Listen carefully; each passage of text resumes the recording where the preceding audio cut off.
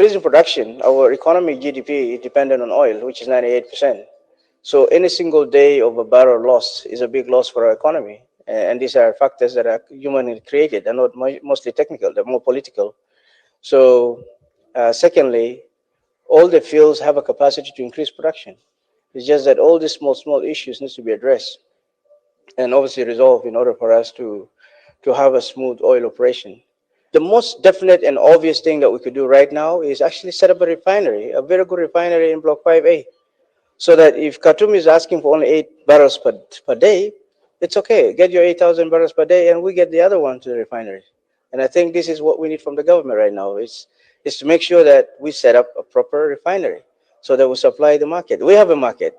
Kenya is a market, Uganda is a market, Ethiopia is a market. So the market is there, including the oil companies are market. So what we are saying is government is to give us 100% support to ensure that we have to think outside the Pandora box. The officials from the oil sector attributed the sharp decrease in the crude oil production due to the unilateral decision taken by the government of Sudan to halt the production in Block 5A in Tarjas for the last 3 months, among other factors, as stated by engineer Bernard Amour, the managing director of National Oil and Gas Corporation, Nilepet.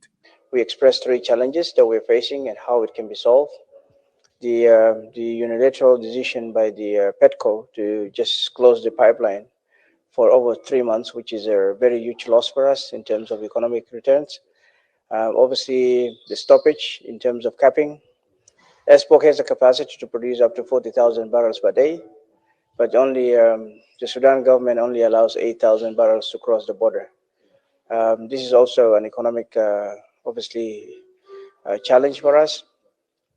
Secondly, is obviously broad-based consultation between the North and the Southern government to ensure that we have agreements, and these agreements have to be followed. One party cannot just wake up and decide to close down the flow without referencing to all these terms of the agreement.